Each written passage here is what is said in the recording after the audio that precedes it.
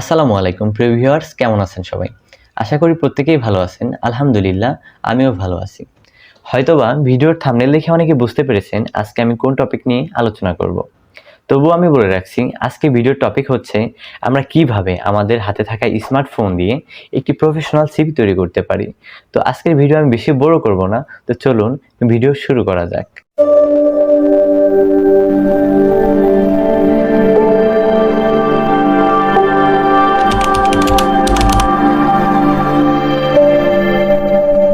Viewers, আমি সরাসরি চলে আসলাম আমার ফোনের স্ক্রিনে।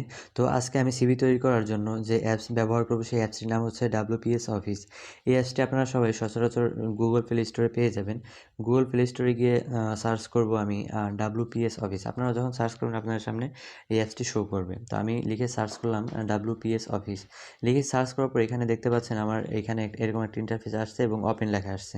বাট আপনাদের যাদের ইনস্টল করা নেই তাদের হচ্ছে ইনস্টল লেখা আসবে, আপনারা ইনস্টল করে নেবেন। আর একটা কথা বলে রাখি, ইনস্টল করার পর আপনাদের অনেকের সাইন আপ বা সাইন ইন অপশন আসবে। তো আপনারা জিমেল দিয়ে সাইন ইন বা সাইন আপ করে নেবেন। তো আমি ওপেনে ক্লিক করার পরে আমার কাছে এমন একটা ইন্টারফেস শো করছে।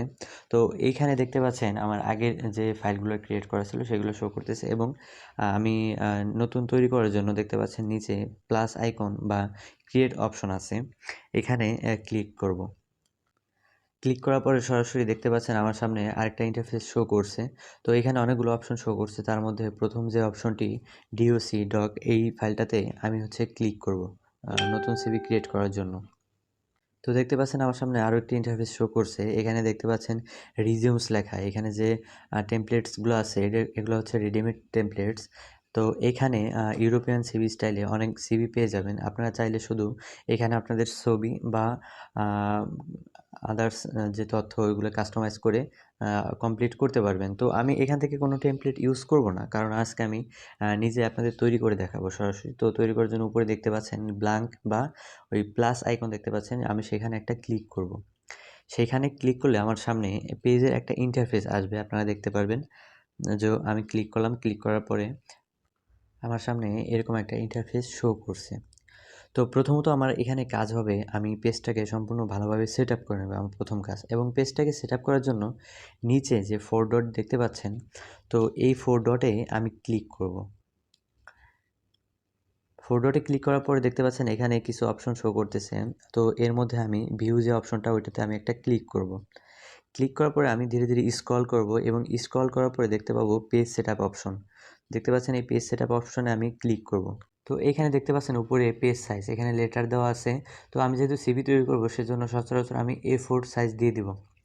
A4 সাইজ দেওয়ার পরে এখানে দেখতে পাচ্ছেন ওরিয়েন্টেশন আমি হচ্ছে ল্যান্ডস্কেপ যদি দেই তাহলে পেজটা একটু অন্যরকম হয়ে গেছে। কিন্তু আমি ল্যান্ডস্কেপ দিব না, আমি পোর্ট্রেট মোডেই রাখবো। তো নিচে পেজ মার্জিনস ইঞ্চি এবং সেন্টিমিটার ২ টা অপশন আছে। তো এটা আমি ইঞ্চিতে রেখে দেব। ইঞ্চিতে রাখার পরে এখানে পেজ আমি আমার মতো আরেকটু কাস্টমাইজ করে নিব, যেন হচ্ছে পেজের সাইজটা একদম সঠিকভাবে থাকে। আপনারা আপনাদের মতো সুন্দর করে এখানে সাইজ মানে ঠিক করে নিবেন এবং ঠিক করে সুন্দর মতো কাস্টমাইজ করে নেবেন। তাহলে দেখা যাবে কি আপনাদের যে পেজ সেটআপটা সুন্দর হবে এবং সিভি লিখতেও সাইজটা একদম সঠিক হবে। তো এখানে আমি ধীরে ধীরে হচ্ছে এখানে নিচে হচ্ছে 0.5 ইঞ্চি নিয়ে নিব। নেওয়ার পরে দেখতে পাচ্ছেন, নেওয়ার পরে আমি ওকেতে ক্লিক করে দেব। পেজ সেটআপ দেওয়া এবং সরাসরি আমার সামনে এরকম একটা ইন্টারফেস আসলো। আসার পরে এখানে আমি যেহেতু সিভি তৈরি করব বা বায়োডাটা, তো এখানে আমি সরাসরি লিখব বায়োডাটা। উপরে লিখে দেবো এটা, যাতে দেখতে একটু ভালো লাগে। এটা লিখে দিব।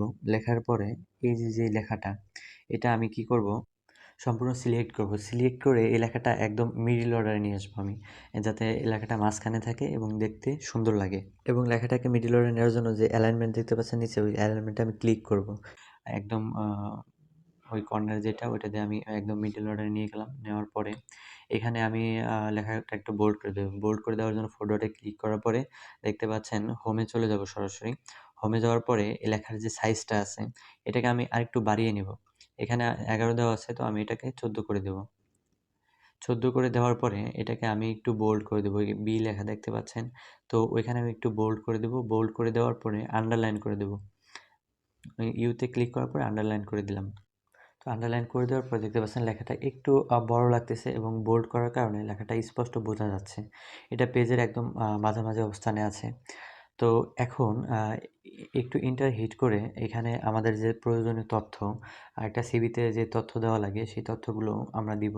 তো তার জন্য প্রথমে আমার যে কার্সরটা দেখতে পাচ্ছেন এটাকে একদম সম্পূর্ণ বাম দিকে নিয়ে আসবো, কারণ এখান থেকে বাম দিক থেকে লেখা শুরু করলে লেখাটা একটু ভালো দেখা যাবে। তো আমি এখানে লিখবো হচ্ছে নাম। তো আরেকটা বিষয় লক্ষ্য করতে পারছেন, নাম লেখার পরে বোল্ড হয়ে আছে এবং নামের নিচে আন্ডারলাইন হয়ে আছে। তো এটাকে আমি সর্বপ্রথম রিমুভ করব। রিমুভ করার জন্য আবার আমি 4 ডট অপশনে চলে যাব, এখানে হোমে চলে যাব। হোমে যাওয়ার পরে বিতে ক্লিক করে বোল্ড অপশন অফ করব এবং লেখার যে সাইজটা সেটা হচ্ছে আমি 14 থেকে 11তে করে দেব।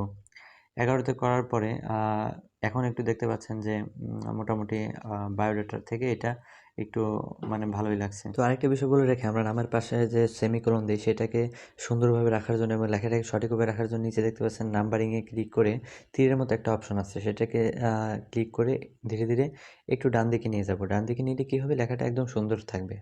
কার্সরটা ডান দিকে সরাচ্ছি। ডান দিকে সরানোর পর এখানে আমি সেমিকোলন দিয়ে দেবো এবং ইন্টার হিট করব। ইন্টার দেওয়ার পরে এখানে আমি পর্যায়ক্রমে আমি আমার সম্পূর্ণ তথ্য ধীরে ধীরে দিয়ে দেবো, আপনারা দেখতে থাকুন। আর আরেকটা বিষয় বলে রাখি, আপনার অনেকেই হয়তো অনেক মানে নতুন দেখতেছেন, প্রফেশনাল একটা রিজিউমস বানাইতে পারি। কারণ অনেক ক্ষেত্রে দেখা যায় আমরা যখন বাহিরে যাই বা আমাদের যখন প্রয়োজনীয় সময় সিভি তৈরি করতে যাই, আমরা অনেক বিড়ম্বনায় পড়ে থাকি। কারণ হাতে সময় কম থাকে বা আমরাই কিন্তু ডিরেকশন দেই। আমরাই বলে দিই এভাবে না এভাবে। বলার পরে সে কিন্তু ক্রিয়েট করে দোকানে। তো তারপর হচ্ছে আমাদের তাকে চার্জ দিতে হয়। তো চাইলে আমরা এই চার্জ থেকে মুক্ত হইতে পারি এবং এটাকে পিডিএফ ফাইলে সেভ করে রাখতে পারি। যেকোনো সময় শর্ট টাইমেও ইমেইলে সেন্ড করে আমরা পিডিএফ ফাইলটা বের করতে পারি। তো দেখতে পাচ্ছেন এখানে আমার মোটামুটি আমার যেটা দেওয়ার সেটা দিয়েছি এবং এখানে দেখতে পাচ্ছেন এডুকেশন কোয়ালিফিকেশন আমি সেট আপ করবো। তার জন্য আম এখানে আমি লেখাটাকে একটু বোল্ড করে দেবো এবং সাইজটা একটু বড় করে দেবো। বড় করে দেওয়ার পরে আমরা যে সচরাচর যে টেবিল রাখি আমাদের এডুকেশন কোয়ালিফিকেশন শো করানোর জন্য, তো এখানে একটা টেবিল অ্যাড করব। তো টেবিল অ্যাড করার জন্য আমি আবার চলে যাব হচ্ছে ইন্টারে হিট করার পরে নিচে দেখতে পাচ্ছেন 4 ডট অপশন আছে। তো আমি 4 ডটে চলে যাব। 4 ডটে যাওয়ার পরে এখানে ইনসার্ট লেখা দেখতে পাচ্ছেন, ইনসার্টে আমি ক্লিক করব। ইনসার্টে ক্লিক করার পরে টেবল লেখা স্ক্রল করলে নিচে দেখতে পাবেন টেবল। তো আমি ওই টেবিল অপশনে চলে যাব, ক্লিক করব 3 ডটে। 3 ডটে ক্লিক করার পরে এখানে কলাম এবং রো আপনার যার যেই কটা লাগে সুন্দরভাবে সাইজ নিয়ে নেবেন। আমি 5টা এবং 4টা নিয়ে নিলাম। এখান থেকে নিয়ে ওকেতে ক্লিক করব, কারণ আমার হচ্ছে 4টাই এবং 5টা লাগবে। ওকেতে ক্লিক করে দেব। আপনারা আপনাদের মতো সুবিধার্থে আপনাদের কোয়ালিফিকেশন অনুযায়ী নিয়ে নেবেন। তো এখানে দেখতে পাচ্ছেন আমি একটা টেবিল অ্যাড করলাম এবং টেবিলের মধ্যে যে আপনার সম্পূর্ণ ডিটেলস ওগুলো আপনার সুন্দর মতো করে দিয়ে দিবেন। প্রত্যেকেই ভালোভাবে দিয়ে দিবেন। তো আমি প্রথমত দিলাম নেম অফ এক্সাম, তারপর দিলাম হচ্ছে গ্রুপ, তারপর দিলাম হচ্ছে বোর্ড এবং তারপরে জিপিএ এবং লাস্ট হচ্ছে পাসিং ইয়ার। তো এখানে ফুল টেবিলটা সেট করলাম, মানে সিলেক্ট করলাম। উপরে যে গোল অপশনটা আছে ওইটাতে সিলেক্ট করে আমি লেখাটাকে মিডল অর্ডারে নিয়ে আসবো। তার জন্য হচ্ছে ওই 4 ডটে যে হোমে যে আবার প্রথমত লেখাগুলো বোল্ড করার পরে অ্যালাইনমেন্ট দেখতে পাচ্ছেন, অ্যালাইনমেন্ট একদম মাঝ বরাবর নিয়ে আসবো। তো লেখাগুলো একটু সুন্দর লাগছে আগের থেকে। তো আপনাদের যাদের হচ্ছে কোয়ালিফিকেশন যা আছে সুন্দরভাবে ওইখানে দিয়ে নিবেন। আমি আপনাদের জাস্ট একটু দেখাচ্ছি। যেমন হচ্ছে এইচএসসি একটু বোল্ড আউট করে দেবো, কারণ বোল্ড থাকলে ওটার সাথে ম্যাচিং করতেছে না। এসএসসিও বোল্ড আউট করে দেবো এবং জেএসসিও বোল্ড আউট করে দেবো। তো আপনাদের যে গ্রুপ বা জিপিএ যা যা দরকার প্রত্যেকেই অ্যাড করে নেবেন। আমি ইন্টার হিট করলাম এবং আমরা কিন্তু আরও কিছু অ্যাড করি। যেমন নিচে আসার পরে আবার 4 ডটে গেলাম, 4 ডটে যাই আরেকটা টেবিল নিব। টেবিলটা নিয়ে মানে যাতে সিভিটা একটু সুন্দর লাগে সেজন্য আবার টেবিল অপশনে ক্লিক করব। ক্লিক করে জাস্ট একটা ঘরই নিব। একটা ঘর নিয়ে ওইখানে আমাদের হচ্ছে আপনার একটা টেবিল নিয়ে এখানে আমার এক্সপিরিয়েন্স যা বা আপনাদের যাদের এক্সপিরিয়েন্স আছে সুন্দর করে এখানে লিখবেন। এক্সপিরিয়েন্স কী কী বা আপনাদের অভিজ্ঞতা যা যা আছে সুন্দরভাবে লিখবেন এখানে। লিখার পরে একদম পরিপূর্ণভাবে লিখবেন। আমি এখানে বেশি কিছু লিখতেছি না, জাস্ট হচ্ছে মাইক্রোসফট অফিস লিখে দিচ্ছি এবং এই যে টেবিলটা নিলাম বা যে ঘরটা নিলাম, এটাকে শুধু সিলেক্ট করে জাস্ট একটু যদি কালারিং করে দেন তাহলে আরেকটু সৌন্দর্য বাড়বে। তো আমি এটাকে লেখার পরে ওই টেবিলটাকে সিলেক্ট করে ফুল সিলেক্ট করে এটাকে একটু কালারিং করে দেবো। তো কালারিং করার জন্য দেখতে পাচ্ছেন, তো দেখেন আমি আবার টেবিলটা সিলেক্ট করে দেখাই। ওই যে উপরে যে গোল অপশনটা দেখতে পাচ্ছেন, ওইখানে ক্লিক করে আমি ফুল ঘরটা সিলেক্ট করব। সিলেক্ট করার পরে নিচের লাইনে দেখতে পাচ্ছেন ফিল অপশন। নিচের লাইনে ফিল অপশন দেখতে পাচ্ছেন, ওই ফিলে ক্লিক করব। ক্লিক করে এখানে বক্সের যে কালারটা, এই বক্সের কালারটা একদম সম্পূর্ণ চেঞ্জ করে দেব। তো চেঞ্জ করলে কি হবে, এখানে যদি আমি আরও কিছু অ্যাড করি, দেখেন মানে একটু আগের তুলনায় একটু ভালো লাগতেছে। তো আমি আবার ইন্টার হিট করব। ইন্টারে আসার পরে আমরা আরও কিছু কিন্তু চাইলে অ্যাড করতে পারি। যেমন হচ্ছে লাইক আপনার হচ্ছে হবিস। তো আমি আবারও এখানে হবি অ্যাড করার জন্য আমি আরেকটা বক্স নিয়ে নিলাম। বক্স নিয়ে এখানে মানে হবি বা আমার শখ যা যা আছে এগুলো আমি হচ্ছে অ্যাড করে দিলাম, বা আপনারা আপনাদের মতো অ্যাড করে দিবেন।